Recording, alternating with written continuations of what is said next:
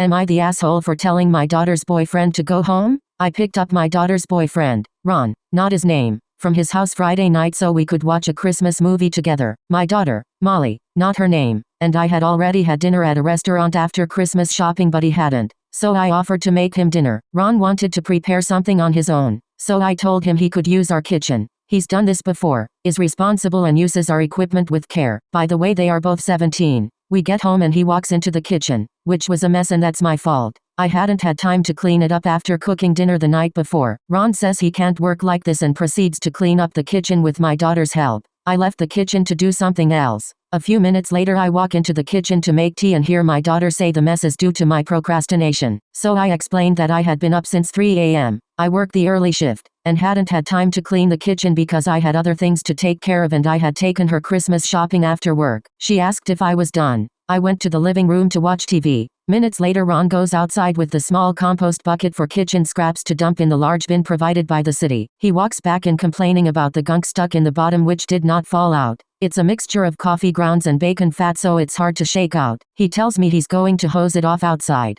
As he's leaving I remember that the outdoor hose is off because it's winter. So I yell, "Come back. The hose won't work. It's turned off." My daughter tells me not to yell and I tell her to tell him the hose won't work. It's winter. Note, this is the second time in a week that he's expressed disgust at our kitchen scraps bucket so I'm getting irked about it because I take it as a criticism whether he means it that way or not. Also the fact of his parents' kitchen always being clean is something that he and my daughter have made a point of mentioning a few times. Ron returns with the bucket and Molly washes it out in the sink. When she's done washing it he comes to the living room holding the bucket explaining that he's going to put parchment, baking paper, in the bottom to prevent the gunk from sticking to the bottom again. I interrupt him and ask him to please not tell me about it because I'm not interested. He continues and I ask him again not to tell me. I don't want to know. He has a puzzled expression on his face and starts again. I tell him to stop talking about it and if he cannot stop to go home because I don't want to hear about it. He stops and leaves the living room to join Molly in her room. About 15 minutes later Ron says goodnight and leaves.